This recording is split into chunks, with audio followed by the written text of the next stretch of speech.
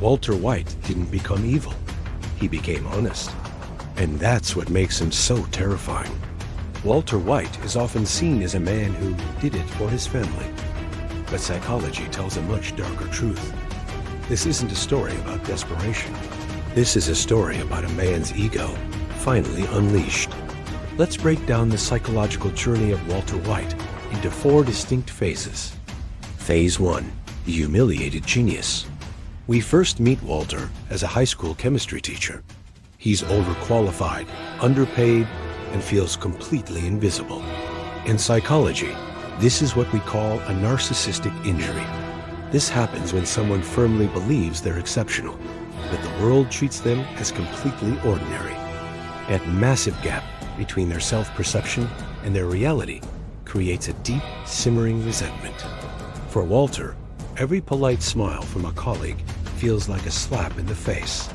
Every uninterested student seems to mock him without even knowing it. Every single missed opportunity and past success he lets slip by becomes another silent wound that never heals. He's a man living in a constant state of perceived humiliation, waiting for something to crack. Phase 2. Power awakens the true self. The moment Walter cooks his first batch of crystal meth, something fundamental changes within him. It's not fear, and it's certainly not guilt. It's control. For the very first time in years, he feels a sense of power. This aligns with a key psychological concept. Power doesn't corrupt, it reveals. It strips away the social masks we wear and shows what's underneath. Suddenly, Walter isn't just Mr. White, the forgettable teacher. He's Heisenberg. He's respected. He's feared. He's needed. His product is the best, and everyone knows it. The cancer diagnosis didn't create Heisenberg. It just removed the leash that was holding Walter back from becoming him. Phase 3. Moral disengagement. As his empire grows, Walter slowly stops seeing other people as human beings. They become variables in an equation, obstacles to his goals, or just reactions in a chemical experiment he's conducting. This is a classic psychological defense mechanism called dehumanization, and it's a key trait found in psychopathy. It's what allows someone to commit terrible acts without feeling the full weight of their actions. Pay attention to how often he justifies his choices by saying things like, "I had no choice." But there is always a choice. The truth is, he just liked this one more. It gave him what he craved. Phase 4. The God Complex. This brings us to his most famous line, "I am the one who knocks." That statement isn't just about confidence. It's pure, grandiose narcissism. By this point, Walter doesn't want money anymore.